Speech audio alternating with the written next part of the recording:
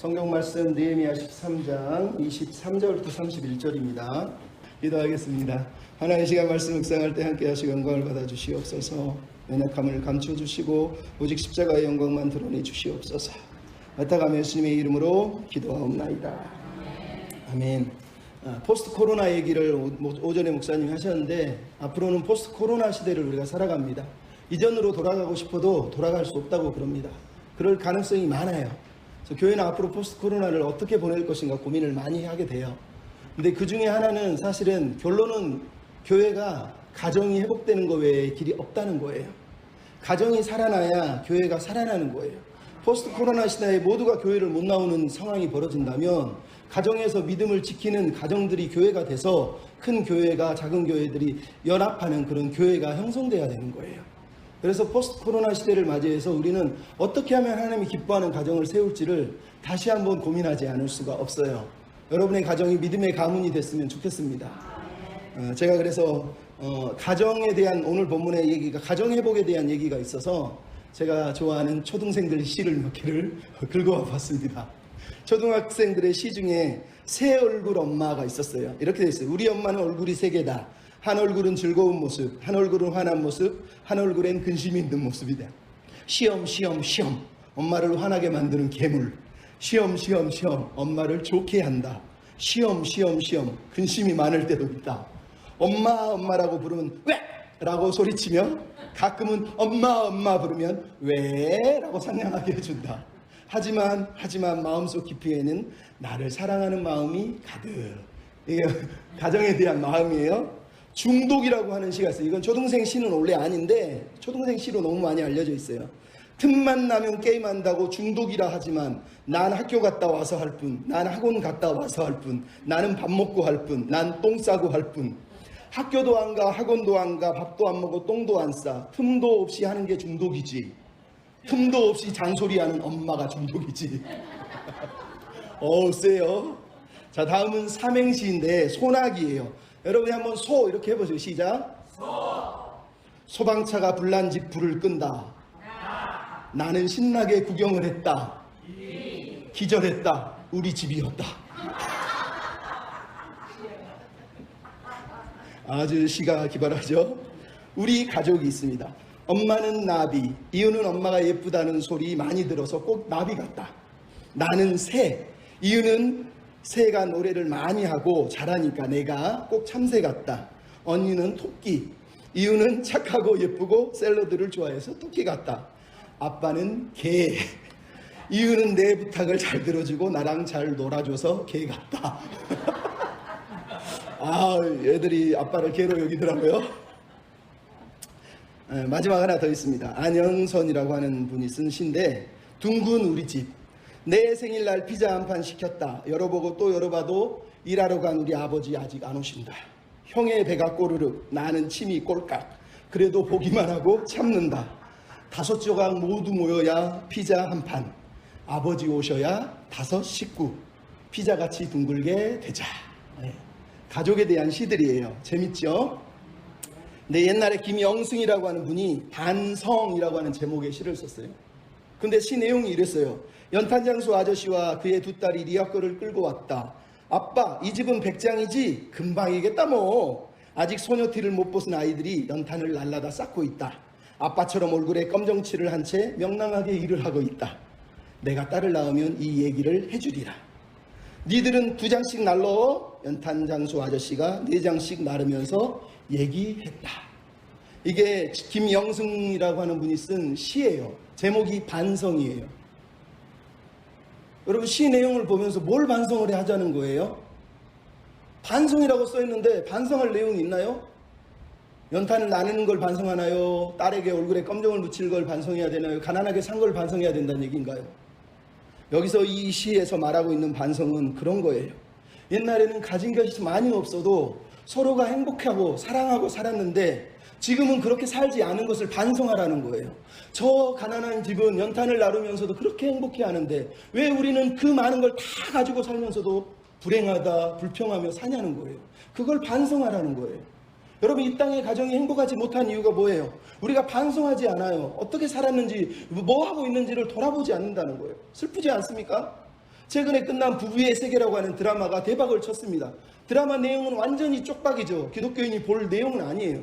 근데 최근에 5월 27일에 포항에서 현실판 부부의 세계, 그래서 포항에 실제로 부부의 세계가 일어나는 것을 그 당한 여자가 너무 분노해서 인터넷 포항 맘카페에 올려버렸어요. 내용이 뭐냐, 자기랑 결혼하기로 한 남자가 결혼 전에 집을 사자고 집을 샀더니 상간녀를 데려다가 그 집에서 자기가 결혼하러 올 때까지 같이 살았다는 거예요. 그러면서 자기가 결혼해서 포항으로 이사 왔는데도 문자를 주고받으면서 그 여자애 아직도 집에 있어, 하나 그 침대 좋은데, 이러면서 문자를 서로 남편하고 나르리더라는 거예요. 근데 재밌는 건 이 여자가 자기도 남자친구가 있으면서 자기 남편을 꼬셨다는 거예요. 그러니까 이 일을 당하는 여자가 얼마나 기가 막히겠어요. 저 여자가 남편을 꼬시고 또 다른 남자친구가 있는 거예요. 얼마나 진짜 이게 가정입니까? 이게 행복입니까? 엊그저께 뉴스에 나온 내용, 처참한 내용을 여러분이 보셨을 거예요. B씨라고 하는 이제 나이도 43살 먹은 계모가 자기 아들 9살, 뭐 지 아들이 아니니까 그랬겠죠. 여행 가백에 집어넣어서 7시간 동안 가둬놨다가 결국은 죽었어요. 나중에 알고 보니까 폭행을 해서 얘를 깨는 거예요. 지 아들이 아니니까, 계모니까. 가방에 넣어놨다가 똥 싸고 뭐 오줌 싼다 그러니까 잠깐 꺼내놨다 똥 싸니까 더러워가지고 그거 던지고 또 작은 가방 하나 더 마련해가지고 거기다 집어넣어서 결국은 죽인 거예요. 여러분, 이게 우리가 살고 있는 세상이에요. 이게 무슨 세상이냐는 거예요. 우리가 반성을 하지 않는 거예요. 우리가 반성해야 될 내용은 가정이라는 건, 삶이라는 건 나 혼자 나만을 위해 사는 게 아니라는 거예요. 교회도 마찬가지예요. 나 혼자 즐겁게, 나 혼자 행복하게, 해피하게 사는 게 무슨 교회예요. 같이 함께 행복하지 않으면 그거는 교회가 아니고 가정이 아닌 거예요. 하나님의 창조의 비전은 나 혼자 행복하라고 지은 적이 한 번도 없다는 거예요. 함께 행복하는 게 하나님의 마음이라는 거예요. 감사가 회복되지 않는 한 한국교회는 사실 살아날 가망이 없어요. 감사를 회복해야 돼요. 같이 사는 게 행복하다고 느껴야 돼요. 이 교회를 다니는 게 좋다고 기쁘다고 느끼지 못하면 여러분 행복한 거 아니에요. 어떤 시인이 그래서 이런 얘기를 했어요. 이것 하나만으로도 라고 하는 제목이에요. 뭐냐, 나에게 사랑하는 가족이 있습니다. 이 하나가 나에게 얼마나 큰 기쁨인 줄 이제야 알았습니다. 나에게 사랑하는 가족이 있습니다. 이 하나가 얼마나 큰 즐거움인 줄 몰랐습니다. 나에게 사랑하는 가족이 있습니다. 이 하나가 나에게 얼마나 큰 위로인 줄 몰랐습니다. 나에게 가족이 있습니다. 이 하나가 나에게 얼마나 소중한 줄 몰랐습니다. 이제야 알았습니다. 나에게 사랑하는 가족이 있습니다. 이 하나만으로도 내가 얼마나 대단한 삶을 살고 있는지 이제야 알았습니다. 나에게 사랑하는 가족이 있습니다. 이 하나만으로도 내가 얼마나 행복한 사람인 줄을 이제야 알았습니다. 여러분, 이게 가정이 사는 방법이에요. 교회가 사는 길이에요. 각 사람이 여기서 행복하다고 느끼지 않으면 그 사람이 불행한 거예요. 그 개인의 행복만을 추구하는 사람 때문에 공동체가 깨어지고 무너지는 거란 말이에요. 오늘 본문에 나온 느헤미야의 이야기가 바로 그 이야기예요. 행복한 가정, 행복한 교회, 행복한 나라가 되는 비결, 가정에서부터 시작해야 된다는 거예요. 어떤 시인의 시 중에 이런 게 있어요. 이 드넓은 세상에서 가족이라는 이름의 한 배를 타고 세월의 파도를 함께 넘는 우리 어깨 동무하는 네 사람, 이따금 출렁이는 파도에 우리 배가 기우뚱거려도 우리의 작은 힘과 용기와 소망 하나로 모아 저 망망한 행복의 바다로 힘차게 노져가요. 여러분, 느헤미야가 지금 이 일을 하고 있는 거예요. 우리 노져갑시다. 함께 힘을 냅시다. 아버지 혼자 노조라고 하는 게 아니에요. 딸 혼자 노조라고 하는 게, 엄마 혼자 노조라는 게 아니에요. 다 같이 노를 저어서 함께 행복의 바다로 함께 나아가자는 거예요. 장로님 혼자, 집사님 혼자, 목사님 혼자, 청년부 혼자 안 되는 거예요. 같이 노를 저어야죠. 그게 사는 길이에요. 오늘 본문에 느헤미야가 지금 하고 있는 마지막 개혁의 내용이 가정 회복 이야기예요. 가정을 회복시켜야 된다는 얘기예요. 왜? 마지막 개혁의 대상이 뭡니까? 결국은 이방인과 통혼 문제를 지금 다루고 있어요. 이스라엘 백성들이 이방인과 결탁해서 통혼을 했어요. 유대인이 암몬 족속과 모압 족속과 아스도 족속과 결혼을 하고 있다는 거예요. 자기 아들과 딸들을 결혼시켰다는 거예요. 느헤미야가 분노하고 있는 거예요. 여러분, 느헤미야의 최종 개혁이 왜 하필이면 가족일까요? 왜 느헤미야의 개혁이 가족이 맨 마지막에 등장을 하고 있는 건가? 여러분, 그걸 우리가 생각해 봐야 돼요.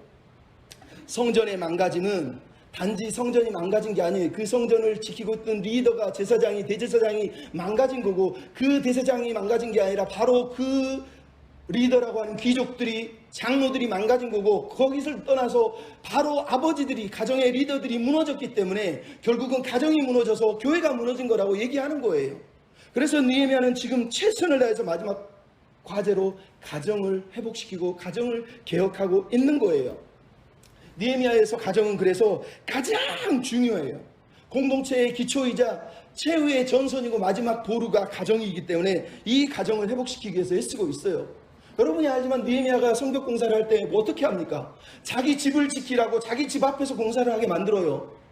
또 일을 할 때도, 적이 쳐들어올 때도 자기 집 앞에서 가장 가까운 데서 일을 해서 자기 가족을 보호하게 하려고 자기 가족 중심으로 일을 시키는 걸 본단 말이에요. 느헤미야 10장에 이스라엘 백성이 막 은혜를 받으니까, 하나님의 은혜를 받고 눈물 콧물 다 짠 다음에 뭐 하죠? 서약을 해요. 그 서약의 첫 번째 내용이 우리가 통혼하지 않겠다고, 이방인과 결혼하지 않겠다고 서약했던 내용이에요. 첫 번째 내용이에요. 첫 번째. 그만큼 중요했던 거예요. 그것을 지금 느헤미야가 마지막 개혁으로 삼고 있는 이유는 그들이 서약한 첫 번째이자 가장 중요한 가장 마지막 숙제가 가정이라는 거예요. 이게 가장 중요하기 때문이라는 거예요. 왜요? 여러분 창세기 2장 3장을 보세요. 하나님이 이 땅에 에덴을 창조하시고 제일 먼저 세운 게 가정이란 말이에요. 사단이 가장 먼저 공격한 것도 가정이에요. 왜? 가정이 무너지면 교회는 무너지는 거예요. 하나님 믿는 신앙도 무너지는 거예요. 그래서 가정이 중요하단 말이에요. 그래서 성경의 이야기는 가족의 이야기잖아요. 아담과 하와, 가인과 아벨, 야곱과 형들, 이삭과 이스마엘, 요셉과 형들, 다 가족 이야기예요. 가정이 깨어지니까 서로가 무너지고 서로가 서로를 죽이려고 한단 말이에요. 그래서 성경은 처음과 마지막이 항상 가족으로. 여러분, 그래서 가정을 지키는 게 중요한 거란 말이에요. 오늘 본문의 느헤미야가 그래서 이 가정을 회복시키기 위해서, 이 가정을 변화시키기 위해서 애를 쓰고 있는 거예요. 그럼 가정은 무너져도 교회만 잘 되면 됩니까? 말도 안 되는 소리예요. 교회가 사는 것은 가정을 살리는 거예요. 아름다운 가정, 함께 행복한 가정을 만들어야 되지 않겠습니까? 어떻게 해요? 따라서 합시다. 성경적 세계관으로 양육합시다. 어려운 말이에요. 성경적 세계관으로 자녀를 양육해야 된다는 거예요. 여러분, 오늘 본문에 나오는 내용이 뭡니까? 또 내가 본즉 23절에 또 내가 본즉 죄의 악순환이 지금 계속되고 있어요. 성전이 무너지고 공동체가 무너지고 이제는 가족이 무너져서 도미노처럼 모든 게 싸그리 다 무너져가고 있는 현상을 지금 보고 있어요. 근데 그 문제의 내용이 뭐라고? 이방인과 통혼했다는 거예요. 통혼했다는 거예요. 여러분, 이게 왜 느헤미야에겐 충격으로 다가옵니까? 통혼은 말 그대로 나는 우상 숭배하겠다는 거예요. 나는 하나님의 가족이 아니라는 거예요. 나는 내 힘으로 내가 원하는 대로 살고 싶다는 거예요. 하나님조차도 내가 이용해서 내가 원하는 대로 막 부려먹고 싶다는 게 우상 숭배의 본질이에요. 그러니까 하나님을 예배하는 사람들이 하나님을 자기 맛대로 자기 몸대로 자기가 원하는 대로 막 예배하는 건 하나님을 예배하는 게 아니라 우상 숭배하는 거예요. 하나님을 예배하는 방법은 하나님이 내 앞에 눈을 부릅뜨고 나를 보신다는 믿음으로 예배를 드려야지, 하나님이 죽어버린 것처럼 없는 것처럼 예배하는 사람은 우상 숭배하는 거라니까요. 지금 이들이 하나님 앞에 우상 숭배를 하고 있는 거예요. 그래서 느헤미야가 분노를 하고 있잖아요.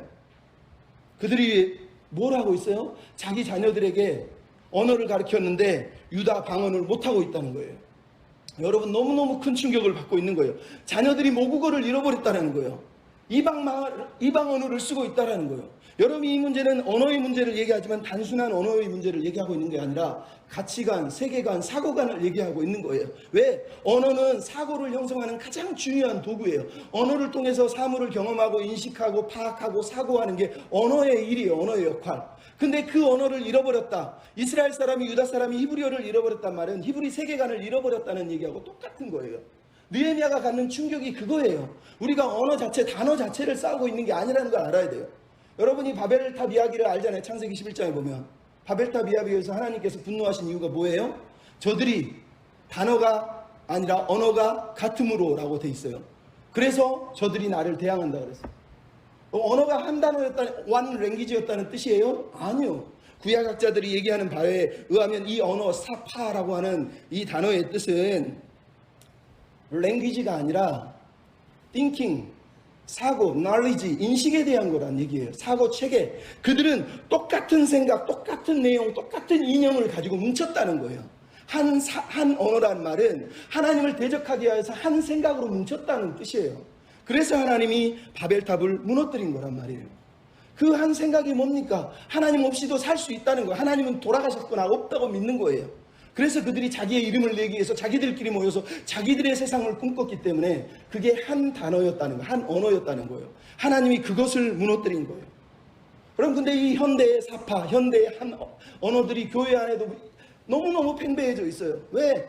여러분, 교회 안에서 다 같이 하나님을 믿지만 똑같은 하나님을 믿는 건 아니에요. 왜? 교회 안에 들어와 있는 수많은 잘못된 언어들이 얼마나 많습니까?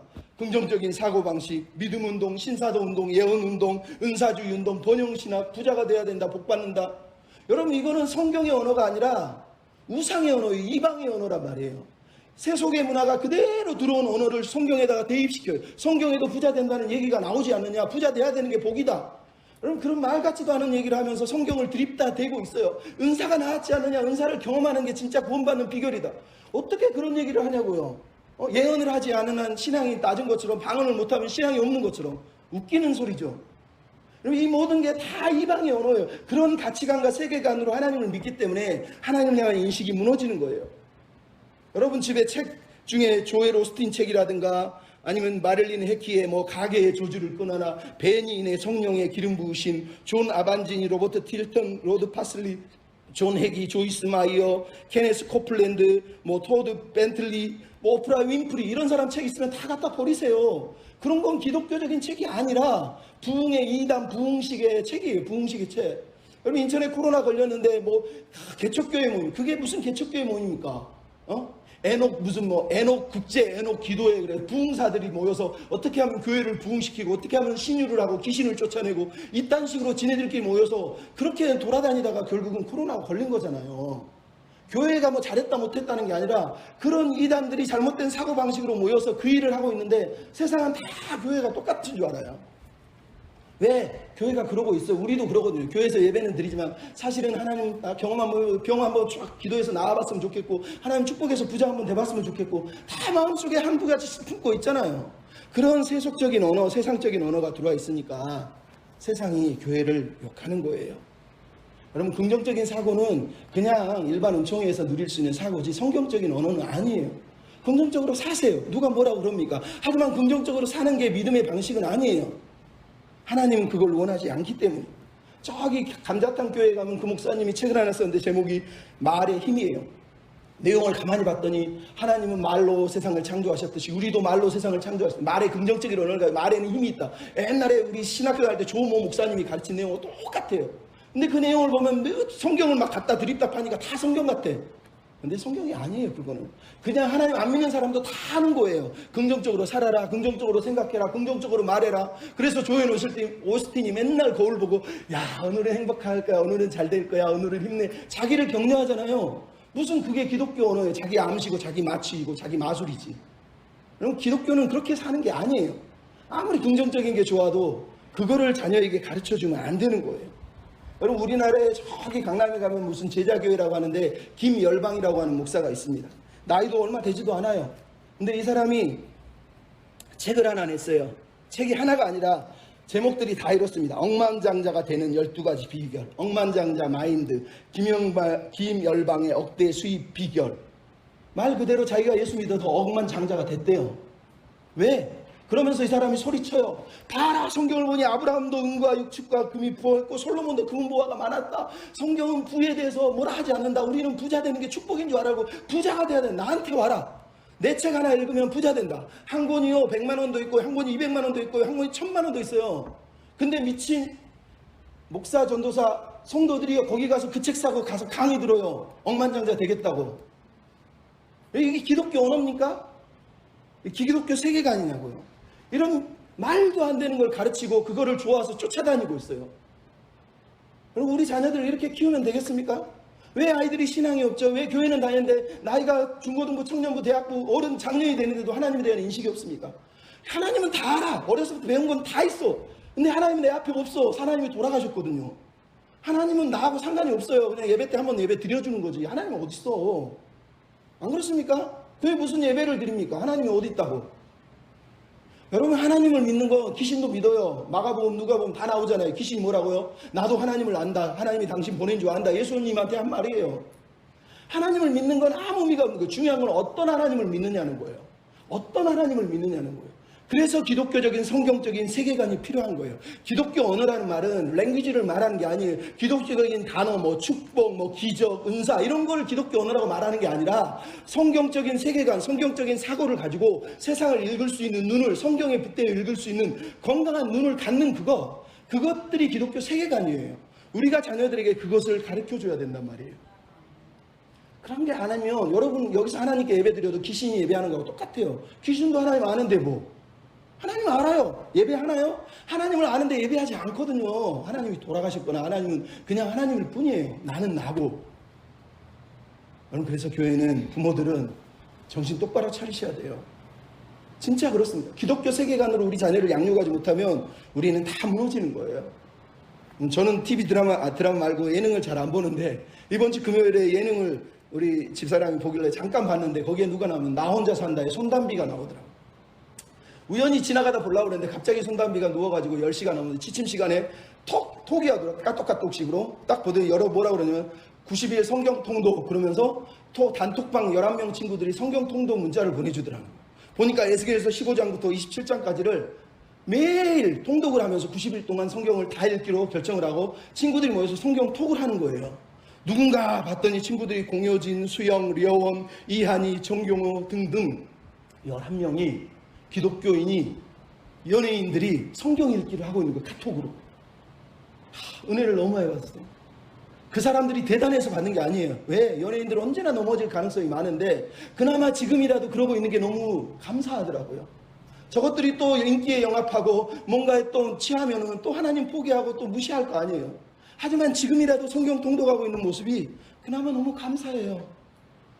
왜? 손담비가 성경 읽으면서 에스겔 15장부터 27장 읽으면서 넘기면서 읽어요. 그러면서 이게 무슨 뜻이야? 이게 무슨 뜻이야? 이게 무슨 뜻이야? 그렇죠? 성경을 모르니까 아무리 성경을 읽는다고 여러분 이해가 됩니까? 성경을 안 가르쳐 주는데 기독교의 언어는 다 배웠는데 성경을 이해를 못해요. 불쌍한 거거든요. 송지은이라고 하는 옛날에 시크릿이라고 하는 가수의 멤버 중에 한 친구가 있었어요. 시크릿이 해체됐는데 이 친구가 나중에 배우가 되기로 하고 배우가 됐다가 지금은 배우에서 또 잠깐 밀려나 있긴 하지만 배우로 이제 일을 하고 있는 송지은이라고 하는 자매가 있어요. 이 친구는 어려서부터 중3 때부터 나는 꿈이 뭘까 고민하다가 내가 노래를 잘하지. 그래서 노래를 해야지. 하나님의 영광을 위해 살아야지. 이렇게 고민을 했다는 거예요. 근데 나중에 자기가 우연히 무명 때 녹음한 노래가 어디에 알려줘가지고 기독교 PD가 작가가 야 너 노래 잘한다 그러면서 시크릿 멤버에 넣어줬다는 거예요. 그래서 노래를 부르면 가수가 됐대요. 근데 나중에 문제가 생겨서 마찰이 돼서 물러났다가 배우가 되는데 또 JYP하고 문제가 생겨가지고 배우를 못하는 거예요. 그러면서 막 인생의 나락으로 젊은 친구가 헤매는데 자기 아는 주변의 사람이 교회 가자 데리고 와요. 교회 가서 기도하고 예배를 드는데 어렸을 때 자기가 하나님을 믿었던 그 신앙이 생각나니까 거기서 엉엉 울면서 회개를 해요. 그러고 나서 하나님 내가 하나님 위해 살겠다고 약속을 했는데 하나님 죄송해요 그러면서 다시 성경을 읽어요. 왜? 자기가 성경을 너무 모르는 거예요. 내가 이렇게 아무것도 모르는구나 그러면서 성경을 다시 읽고 있대요. 그러면서 자기 믿음을 지금 시작하고 있다고 얘기를 하더라고요. 그럼 제가 이런 얘기를 들려주는 이야기는 똑같아요. 하나님을 믿지만 하나님을 믿지 않을 수 있어요. 머리로는 다 믿지만 진짜 하나님을 못 믿고 살 수 있단 말이에요. 그래서 우리가 하나님 앞에 깨어 있어야 돼. 여러분 우리 자녀들에게 믿음의 가정이 되기 위해서 여러분 무슨 수고를 하십니까? 믿음의 가문은 그냥 세워지지 않아요. 오늘 본문에 보면 아버지가 무너지고 엄마가 무너지면 그냥 싹 무너지는 거예요. 자녀가 무너져도 무너지는데요. 아버지 엄마 아무리 신앙 좋아도 자녀가 믿음 없으면 그 가정 세워지지 못하는 거예요. 그래서 힘내야 돼요. 요즘처럼 코로나 시대에 이렇게 동영상 찍으면 예배합니까? 집에 앉아서? 예배 못하거든요. 혹시나 이 동영상 보시면 제발 부탁입니다. 예배 시간 전에 가족들 애들까지 다 앉혀서 교회 데려올 거 아니면 집에서 같이 앉아서 방 안에 앉아서 같이 예배 드리고 말씀 듣고 옷 정갈하게 입고 해보세요. 그래도 안 되면 그 말씀 외워가지고 아버지가 일주일에 한 번이라도 그 말씀 가지고 같이 설교하고 나눠주면서 같이 기도하면서라도 노력이라도 해야 될 거 아니에요. 그래야 가정이 살 거 아니에요. 코로나 됐다고 예배도 안 드려. 집에서도 유튜브 한번 틀어놓지도 않지. 틀어놓는 것도 틀어놓고 너는 떠들어라면서 자기 일하는데 그게 무슨 예배가 되겠습니까? 이 크지도 않은 교회에 뭐 몇 명이나 앉아있다고 저 뒤에도 공간도 남아있는데 교회도 오지도 않고 물론 꼭 와야 된다고 말하고 싶지는 않지만 예배를 못 드릴 거면 그냥 와서 앉아있으라는 거. 저 뒤에 바깥에 앉아있어도 돼요. 소리만 들어도 돼요. 왜 유튜브 틀어놓고 틀지도 않으면서 헛짓거리 하고 있냐고요. 하나님이 기뻐하십니까? 가정을 어떻게 지키려고 그러냐는 거예요. 자녀들 돈에 대한 교육도 시켜야 돼요. 11조부터 시작해서 필요한 것들을 가르쳐줘야 돼요. 그게 목사한테 바치는 게 아니잖아요. 하나님을 믿는 믿음이잖아요. 표현해 주는 거예요. 그런 걸 어려서부터 돈을 10원씩 주든 1000원씩 주면서 훈련을 시켜야지. 야, 하나님 없어. 뭐 돈 뭐 시급자고 뭐 중요해. 그렇게 교육시키면 아이들이 어떻게 세상에 살아가냐고요. 성경이 우리에게 하나님이 두려워하지 말라, 염려하지 말라 그러시면서 하나님이 정작 두려워하는 게 딱 하나 있어요. 뭐죠? 신명기 8장, 신명기 6장. 너희가 부자가 되면 나를 잊어버릴까 봐 두렵다는 거예요. 하나님이 제일 근심하는 거예요. 돈 때문에 하나님을 버릴까 봐 걱정하시는 거예요. 성경이 두려워하는 딱 한 가지 하나님이 두려워하시는 거. 여러분이 우리가 물질 때문에 하나님을 외면할까 봐 하나님이 걱정하신다는 거예요. 그러니까 자녀들에게 교육을 시켜야 되는 거예요. 목사님이 몇 번 온정수 권사 간증을 틀어줬지만, 여러분 온정수 권사라는 분은 저 별로 좋아하지는 않아요 사실. 근데 암 전문 의사지만 그분이 하는 내용 중에 이런 게 있어요. 자기는 어려서부터 엄마가 무조건 야 너는 11조 드려면서 11조를 주네. 나중에는 그러니까 야 너 첫 것을 드려야 돼. 월급 나오면 무조건 바치라 그러는 거예요. 자기는 싫은데 엄마가 계속 시키는 거예요. 그래서 어쩔 수 없이 자기가 11조도 드리고 첫 것도 드리면서 왜 그래야 돼 왜 그래야 돼 그러면서 드리다가 결국은 지금은 그게 어머니가 얼마나 자기한테 값진 유산을 줬는지를 깨닫고 감사하면서 그 어머니의 기도와 헌신 때문에 자기가 지금 이렇게 믿음으로 서 있다는 거예요. 여러분 물질에 대해서 개념도 없고 사고도 없고 건강한 인식도 없고 하나님은 없는 것처럼 사는 자녀를 키우면 되겠습니까? 하나님을 믿는다면 바르게 예배하게 만들고 바르게 헌금하게 만들고 그러면서 사는 거예요. 그거 나쁜 거 아니에요. 애들이 지금은 막 짜증 부리겠지만 크면 알아요. 그 부모의 기도와 부모의 눈물이 나를 여기까지 끌고 온 거예요. 그래서 성경이 말하잖아요. 너희 자녀를 주의 교양과 훈계로 양육하라는 거예요. 교훈과 훈계로 양육해야 됩니다. 그리고 일본의 오카노 목사님에게 어느 부부가 편지를 썼는데 내용이 그랬어요. 자기 남편이 일본으로 어쩔 수 없이 파견을 나가서 자기가 따라갔는데 자기 아이가 5살인데 일본은 연못이 많잖아요. 연못으로 뛰어들어서 얘가 놀다가 거기 빠져서 꼬르꼬르 안 올라오더래요. 와 달려가서 건져냈는데 얘가 뇌가 맛이 가가지고 완전히 그냥 뇌 상태가 된 거예요. 얼마나 슬픈지 병원에 입원시켜놓고 날마다 울면서 기도하는 거예요. 아이는 건강이 안 났는데 기도하고 하나님을 찾다 보니까 성경을 읽게 되고 성경을 읽다 보니까 하나님 감사합니다. 내가 이 고통 속에 하나님을 붙들어서 너무 감사합니다. 그러면서 믿음으로 그 과정을 이겨내는 거예요. 그랬더니 어느 날 일본의 병원에 있는 사람들이 자기를 보고 당신은 왜 이렇게 얼굴이 밝으세요? 당신 교회 다니지 하나님 믿지?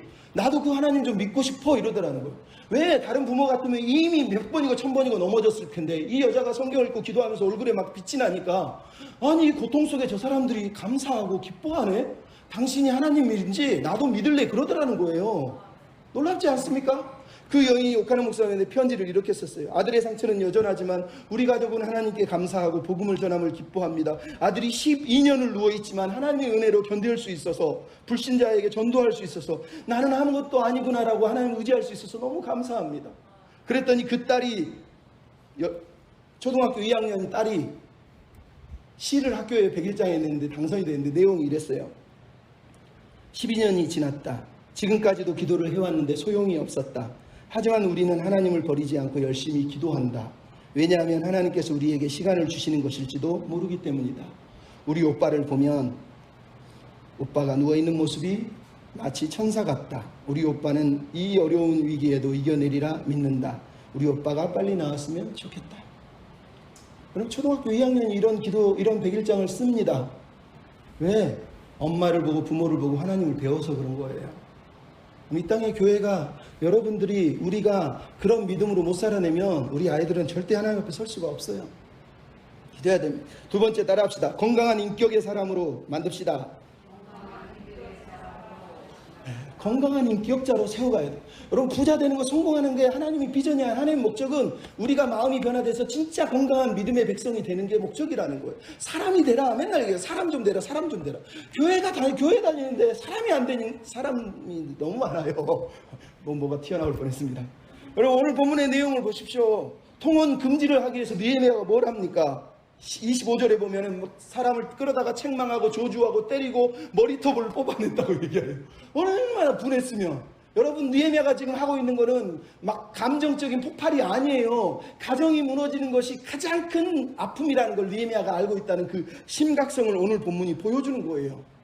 근데 더 중요한 게 뭐예요? 28절에 보면 대제사장 엘리야십의 손자의 아들이 산발랏의 사이가 되었다는 거예요. 그래서 쫓아내버렸대요. 이게 중요한 거예요. 왜? 여러분, 왜 성전이 타락했죠?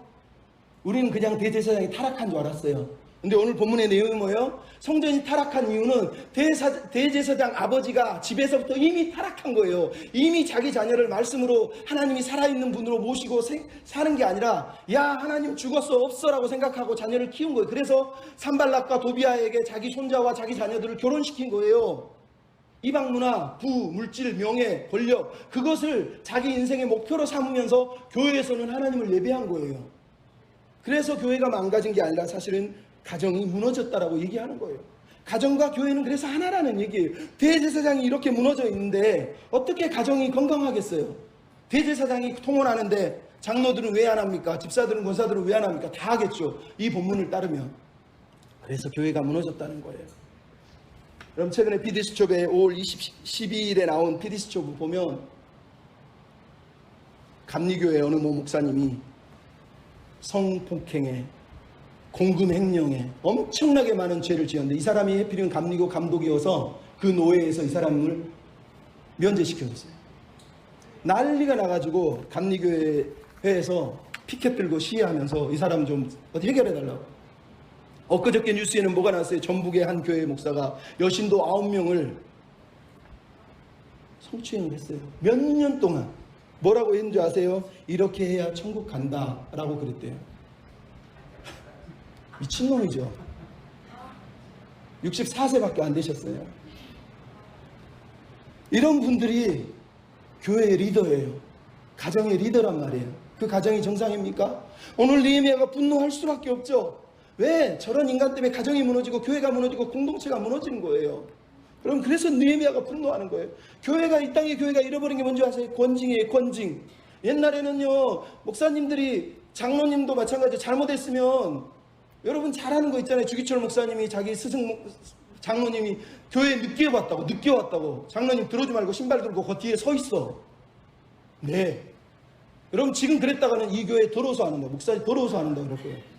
안 그렇습니까? 너 왜 그따구로 해? 그러면 내가 뭘 잘못했어? 아, 더러워. 그러면서 딴 교회 갈걸요? 그럼 교회가 그렇게 하니까 망가지는 거예요. 가정에서부터 사람이 안 되면 그렇게 사는 거예요. 하지만 사람이 인격이 성숙해지면, 신앙 안에 자라가면, 어른이 말을 하면 들을 줄 알고요, 깨달을 줄 알고요, 잘못했다고 느끼는 거예요. 그게 나쁜 게 아니고 자기를 죽이는 게 아니고 성범죄자, 성폭행자가 아니면 말씀으로 가르치면 들어야 되는 거예요. 그럼 이 땅의 교회가 그래서 회개해야 돼요. 회개해야 돼요. 우리가 이렇게 회개하지 않으면 설 수가 없어요. 믿음의 자녀를 양육해야 되지 않습니까? 제가 옛날에 한번 얘기했지만 유정옥 사모라고 하는 분이 말하지 않아도 들리는 소리라고 하는 에세이집을 냈는데 그 글에 이런 게 나와요. 자기 아들이 군대에서 추석 연휴를 맞아 휴가가 온. 아들이 너무 기다려져서 25일 날 휴가를 맞춰서 기다리는데 11월 25일인가 그래요. 12월이 아니고 아들이 안 돼. 12월인가 11월인가 추석이래요. 와서 아이고 수고했다 옷을 벗기고 체육복을 주고 갈아입은데 아들이 체육복을 입는데 다리가 펄겋게 멍이 들어. 너 왜 그래? 그랬더니 아들이 그러더니 엄마 내가 그리스도인이라는 표시야. 예? 그게 무슨 얘기야? 그랬더니 아들이 군대에서 유격을 받는데 세상에 샤워를 하는 동안에 누가 자기 전투복 하나를, 아니 체육복 하나를 훔쳐가 버렸다는 거예요. 군대는 체육복과 군복을 섞어서 못 입기 때문에 자기는 어쩔 수 없이 유격하는 일주일 내내 군복만 입고 유격을 했다는 거예요. 잘 때도 군복을 입어야 돼요. 왜? 체육복이 없으니까. 윗도리만 입으면 난리가 나는 거예요. 그랬더니 친구들이 와가지고 야 체육복 훔쳐라, 체육복 훔쳐라, 너 바보가지고 너도 훔쳐, 너도 훔쳐. 근데 얘가 나는 하나님을 믿는 사람이야, 난 그럴 수 없어. 그리고 옷을 안 훔쳤대요. 그렇게 3일이 지나니까 사람들이 그때 자기한테 다가와서 그러더랍니다. 야, 너 진짜 그리스도인 맞구나. 너 진짜 하나님을 믿는 사람 맞구나. 나는 네가 어떻게 일주일을 보낼까 고민했는데 난 널 존경해. 네가 믿는 하나님을 나도 믿고 싶다.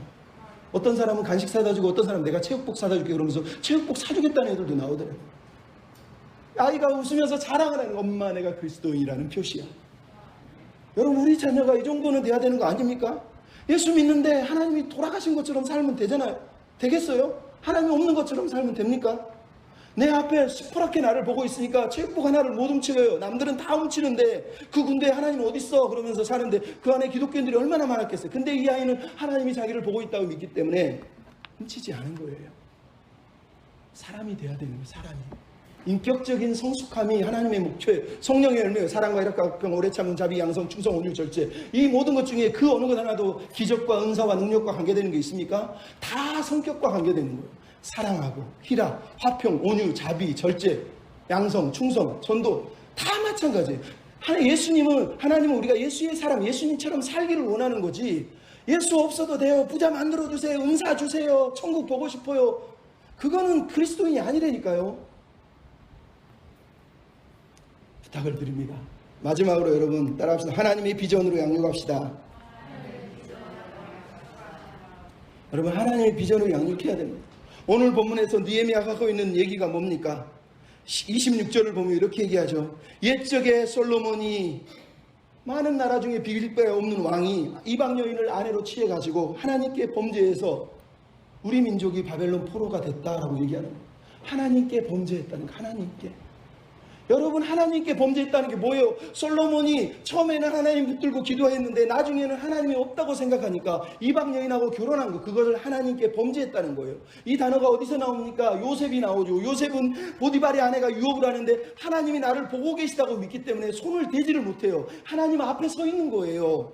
여러분 신앙이 그런 거예요. 하나님 앞에 내가 있다고 믿어야 되고, 자녀가 하나님이 진짜 살아계신 것을 믿게 만들어주지 않으면 가정은 신앙으로 설 수가 없어요. 돈은 좀 벌 수 있고 남들보다 좋은 차 탈 수 있고 좋은 집 가질 수 있어요. 화장실 2-3개 더 가질 수 있어요. 그래서 어쩌다고요? 그래서 어쩌자고요? 하나님을 믿어야죠. 하나님이 내 앞에 있다고 믿어야 될 거 아닙니까? 여러분 지도자들은 대제사장까지 다 타락했는데 느헤미야는 하나님만 지금 보고 있어요. 우리가 하나님께 범죄하면 안 된다는 거예요. 하나님이 계신데 이러면 안 된다는 거예요. 여러분 또한 느헤미야가 뭘 합니까? 십자가 아래 우리가 서야 된다는 걸 가르쳐주고 있는 거예요. 여러분 오늘 보면서 느헤미야가 얘기하고 있는 내용이 뭐예요? 솔로몬이에요. 솔로몬을 뭐라고 표현했어요? 비길 수 없는 사랑을 입은 자래요. 여러분 만약 솔로몬이 자기가 이렇게 엄청난 사랑, 비길 수 없는 사랑, 감히 비교할 수 없는 사랑을 입은 걸 깨달았으면 어떻게 살았을까요? 매일 감사하고 살지 않았을까요? 매일 하나님 앞에서 벌벌 떨면서 두려워하면서 또 경외하면서 사랑하면서 살지 않았겠어요? 근데 비길 수 없는 하나님의 사랑을 입었는데 솔로몬이 그것을 잊어버렸다는 거예요. 그 사랑을 까먹었다는 거예요. 자기가 얼마나 큰 은혜를 받았는지 잊어버렸다는 거예요. 그래서 하나님을 자신의 인생의 보좌에서 폐위시키고 자기가 왕이 된 거예요. 여러분 이게 불행인 거예요. 이게 불행인 거예요. 교회가 사는 거, 가정이 사는 거 다 똑같습니다. 여러분 우리 중에 안전한 사람이 어디 있습니까? 가정에서 안전하세요? 남편은, 아내는, 자녀는 안전하세요? 아무도 안전하지 않아요. 그래서 우리가 다 십자가에 서야 되는 거예요. 남편도 아내도 자녀도 십자가 앞에서 내가 죄인인 걸 깨달아야지 서로가 서로를 사랑하고 서로가 서로를 돕고 섬길 수 있는 거예요. 여러분 그런 은혜를 구해야 돼요. 하나님 우리 가정이, 우리 자녀들이, 우리 모두가 십자가 아래 서게 해주십시오. 하나님의 큰 사랑을 입었음을 깨닫고 살게 해주십시오. 이렇게 기도해야 돼요. 여러분 그렇게 기도하면 뭐가 보여요? 하나님의 꿈이 보이고 하나님의 비전이 보이잖아요. 오늘 보면 29절로 31절의 내용이 뭡니까? 하나님 내가 이렇게 행한 걸 기억해 주세요. 하나님 내가 이렇게 행한 걸 기억해 주세요. 느헤미야가 지금 기도하고 있는 내용이에요. 나를 기억해 주시고 공동체를 무너뜨리고 있는 저들을 기억해 주세요. 느헤미야는 하나님이 얼마나 이 공동체를 바로 세우고 교회를 세우고 가정을 세우는 걸 기뻐하는지를 지금 알고 있어요. 그 일을 한 걸 잊어버리지 말라고 얘기를 하고 있어요. 느헤미야 정도 되면 대충 해도 되는 거예요. 그냥 넘어가도 되는 거 아니에요? 네, 그럴 수 없다는 거예요. 왜? 느헤미야는 꿈이 하나님의 비전이거든요. 자기 만족이 꿈이 아니라 그 꿈 너머에 꿈이 있었어요. 하나님의 꿈이 있었단 말이에요. 꿈 너머의 꿈인 하나님의 꿈 때문에 자기 인생의 꿈을 내려놓고 있어요. 혼자 행복하게 떵떵거리고 부자로 아주 만족하며 살 수 있는데도 그 모든 걸 포기하는 게 뭐예요? 자기 꿈 말고 그 꿈 너머에 하나님의 꿈을 붙들었다는 얘기예요. 그래서 그가 지금 꿈 너머의 꿈을 붙들고 뛰어가고 있는 거예요. 여러분 우리가 그게 필요한 겁니다. 하나님은 수단이 아니라 목적이 되어야 돼요. 하나님이 내 인생의 목적인 거지 수단이 아니에요. 하나님을 이용해서 부자 되고 하나님을 이용해서 뭔가 해먹으려고 하지 마세요. 그냥 하나님 때문에 믿고 하나님 때문에 사랑하고 하나님 때문에 예배하는 사람이 돼야 돼요. 그게 안 되면 가정이고 교회고 길이 없어요. 길. 고도원이라고 하는 아침편지, 지하철 아침편지 쓰신 옛날에 김대중 대통령 연설관 했던 그분이 쓴 책 중에 꿈 넘어 꿈이라고 하는 책 제목이 진짜로 있어요. 근데 그분이 하는 말이 그거예요. 우리 모두는 꿈 너머의 꿈을 꿔야 된다. 꿈 너머의 꿈이라는 말은 그냥 내 꿈, 나만의 만족의 꿈이 아니라 그 꿈을 넘어서서 새로운 꿈을 꿔야 된다는 거예요. 우리가 그렇게 꿈을 꾸면서 신앙생활을 해야 되지 않겠습니까? 하나님의 비전을 붙들면요, 인생이 단순해지는 거예요. 신앙이 단순해질 수밖에 없어요. 여기서 말하는 신앙은요, 무식하다, 순진하다는 뜻이 아니라 가볍다, 간결하다는 뜻이에요. 여러분, 느헤미야를 보십시오. 얼마나 간결합니까? 그가 엮여있는 게 장모들, 리더들, 가족들 다 엮여있는데 왜 어떻게 대제사장을 자손을 막 쫓아내버리고 머리털을 밟고 때리고 어떻게 이럽니까? 이 말을 폭력을 해야 된다고 얘기하는 게 아니에요. 오해하면 안 됩니다. 느헤미야가 얼마나 간결하냐는 거예요. 어떻게 간결해요? 느헤미야는 자기 삶이 하나님 앞에 있다고 믿어요. 그래서 자기의 삶의 기준은 하나님의 말씀이라고 믿고요. 그 동기는 하나님의 사랑을 입었다고 믿어요. 그래서 하나님의 비전을 위해서 뛰어가고 있어요. 그래서 그가 개혁하고 있는 거예요. 삶에서는 하나님을 경외하고 기준으로는 모압과 암몬과 이방 여인을 잘라내고 동기는 하나님을 더 사랑하고 경외하기 위해서 엎드리고 뛰어가고 있잖아요. 이 단순한 마음이 느헤미야의 마음이에요. 여러분, 교회가 가정이 단순해야 될 때 얘기할 때는 바로 이런 의미로 얘기하는 거예요. 우리 선배들이 신앙생활 하는데 어렵게 생활했습니까? 아니요. 주일 그러면 예배하는 날, 11조 하나님 거, 안식일 주인의 날, 헌신 하나님의 나라를 위해서. 그거 왜 무슨 고민을 했냐는 거예요. 성경을 배우는 거 말고 얘기하는 거예요. 그러면 이 땅에 교회 다니는 사람이 주일인데 교회를 가야 돼 말아야 돼. 11조를 해야 돼 말아야 돼. 헌신을 해야 돼 말아야 돼. 왜 우리가 이런 고민을 하죠? 그거는 단순한 거예요. 그냥 하나님 인정해버리고 끝나는 거예요. 그 다음 걸 고민해야지. 맨날 그거 가지고 내 꿈을 위해서, 내 집을 위해서 내가 살아야 되는데 내가 이걸 해야 돼. 우리 집 어려운데 주일 예배를 드려? 우리 집 어려운데 11조를 해? 우리 집 어려운데 헌신을 해? 여러분, 그게 무슨 신앙입니까? 그거는요, 넘어가는 거예요. 그 다음을 위해서 기도하고 엎드리면서 꿈 너머의 꿈을 붙들고 뛰어가야 되는 거예요. 그래야지 가정이 사는 거예요. 그래야지 우리가 살 수 있는 거라니까요. 그럼 마지막 얘기만 들려드리고 마치려고 합니다. 좀 시간이 갔지만, 강용우 박사님이라고 하는 분이 있어요. 제가 저번에도 한번 들려드렸지만, 여기 양평에 사셨는데 어렸을 때 중학교 때 친구들하고 꽁차다가 눈이 한쪽에 맞아가지고 실명을 해서 하나가 잃으니까 나중에 두 개가 다 잃어서 앞을 못 보신 분이에요. 그래서 남들보다 맹학교도 너무 늦게 5년이나 늦게 가서 거기서부터 중학교, 대학교까지 들어가요. 돕는 그 아내들 통해서 또 돕는 사람 통해서. 근데 눈이 멀어 있으니까 어떻게 해요? 자녀를 둘을 낳았는데 진석이, 진영이를 키우기가 너무 힘들어요. 근데 하나님 도와주십시오. 이 아이들을 하나님의 사람으로 세우고 싶습니다. 아이들이 하나님을 아나요. 어느 날 3살밖에 안 된 큰아들이 아빠는 왜 눈이 멀었어? 내가 어렸을 때 꿈을 찼는데 이러이러해서 이렇게 됐어. 근데 하나님을 만나서 내가 이렇게 행복해. 너도 하나님을 믿는 사람이 됐으면 좋겠어. 아들이 아빠, 그럼 내가 크면 아빠처럼 어려운 사람을 돕는 의사가 되고 싶어요. 꿈을 꿨어요. 아들이 아빠, 그러면 나는 아빠처럼 눈먼 사람이 당하는 억울한 일 없도록 나는 변호사가 될래요. 그래서 나중에 이 사람 변호사가 됐어요. 그래서 오바마의 정책 보좌관이 돼가지고 일까지 했던 일이 있어요. 근데 이 두 아이가, 그 중에 큰 아들이 필립스 아카데미 엑스터라고 하는, 앤더버와 엑스터가 미국에서 가장 유명한 사립 명문 사학인데, 고등학교인데, 엑스터에 들어가서 공부를 마치고 하버드 대학에 서류를 제출하는데 에세이를 써서 인터뷰 전에 에세이를 넣었는데, 에세이 내용이 이렇게 돼 있었어요. 뭐라고 써있냐면, 저는 맹인 아버지가 있는 가정에 태어나 성장하게 되니 참으로 다행하고 감사하게 생각합니다. 왜냐하면 맹인인 아버지 입장에서 사물을 보고 생각하게 되어 열린 마음으로 넓고 크게 볼 수 있는 시각을 가지게 되었습니다. 에세이 내용을 줄이면 이렇게 썼어요. 그랬더니 인터뷰에서 에세이를 쭉 보더니 인터뷰하는 사람이, 당신이 말하는 그러면 맹인 아버지와 정안인 아버지, 눈이 멀쩡한 아버지와의 가정의 차이점이 뭐라고 생각합니까? 그랬더니 아들이 인터뷰 때 이렇게 얘기합니다. 저는 정안인 아버지와 살아본 적이 없어서 그 차이를 확실하게 말할 수는 없습니다. 그러나 제가 분명히 할 수 있는 건, 맹인인 아버지가 가정에서 태어나게 하셔서, 아버지가 있는 가정에 태어나게 하셔서 무엇이 다르다거나 부족하다고 느껴본 적이 저는 한 번도 없었습니다. 그저 자연스러웠습니다. 아버지는 육안의 시력은 이로써도 세상을 보고 인생을 보고 미래를 보는 선명한 비전을 가지셨습니다. 그래서 눈뜬 제가 아버지를 안내한 것이 아니라 맹인인 아버지가 눈뜬 저의 인생을 선명한 비전으로 인도해 주셨습니다. 여러분, 아버지가 눈이 멀었음에도 불구하고 하나님을 붙들고 자식들을 하나님의 사람으로, 하나님의 꿈으로, 자기들의 꿈 너머의 꿈을 가르쳐주고 싶어서 키운 거예요. 그 아이들이 그래서 꿈 너머의 꿈, 하나님의 꿈을 붙들고 지금 달려가고 있어요. 아버지가 평생 루즈벨트 재단에 섰고 가난한 사람, 눈먼 사람, 장애인들을 살리기 위해서 살아낸 그 헌신을 배워서 그들도 어려운 사람을 돕고 하나님을 위해서 어려운 사람들을 섬기기 위해서 고민하고 애쓰고 노력하고 있단 말이에요. 여러분, 이 땅의 교회가 행복해지기 위해서 자녀들이, 우리가 가정이 하나님의 사랑 앞에, 하나님의 은혜 앞에 서야 돼요. 그리고 그분의 꿈을 붙잡아야 돼요. 나를 위한 꿈, 나만의 만족을 위한 꿈, 나만의 인생을 위한 꿈 말고 하나님 앞에서 하나님 그분의 비전을 붙들고 그분이 원하는 삶을 살아야 되지 않겠습니까? 여러분에게 그런 은혜가 있었으면 좋겠습니다. 하나님, 우리 가정이, 우리 자녀가, 내가 그런 마음으로 살 수 있게 도와주십시오. 원하고 바라고 기도합니다. 이렇게 찬양 같이 부르시면서 여러분 그냥 구경하지 마시고 찬양을 부르세요. 고백을 하세요. 나 원합니다. 나 바랍니다. 나 기도합니다. 우리 집을, 우리 가정을, 우리 교회를 살려주십시오.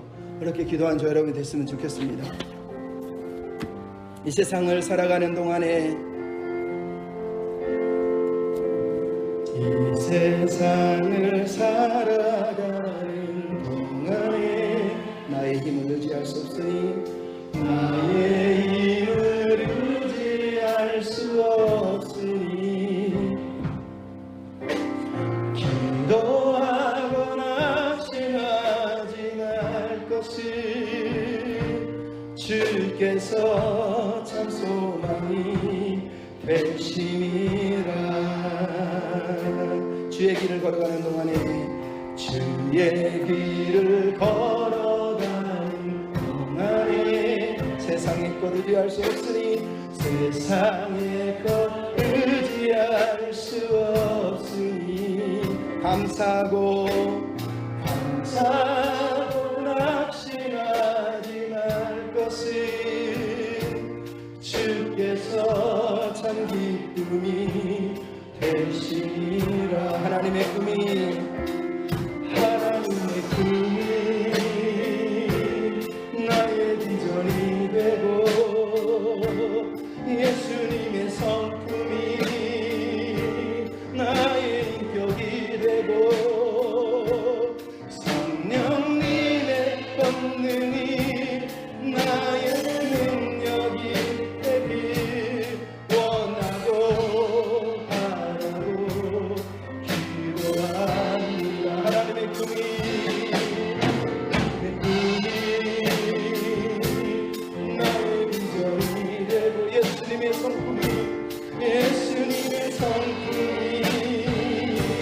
나의 인격이 되고, 성령님의 권능이 나의 능력이 되길 원하고 바라고 기도합니다. 우리 기도할 때 하나님, 내게 아버지 꿈을 붙들고 살게 해주십시오. 우리 가정이, 우리 자녀가, 우리 남편이, 우리 아내가, 우리의 가정이, 우리의 교회가 아버지의 꿈을 가지고 그 비전을 붙들고 그 성품을 붙들고 그 능력으로 살아낼 수 있도록 우리를 축복해 주시옵소서. 같이 기도하겠습니다.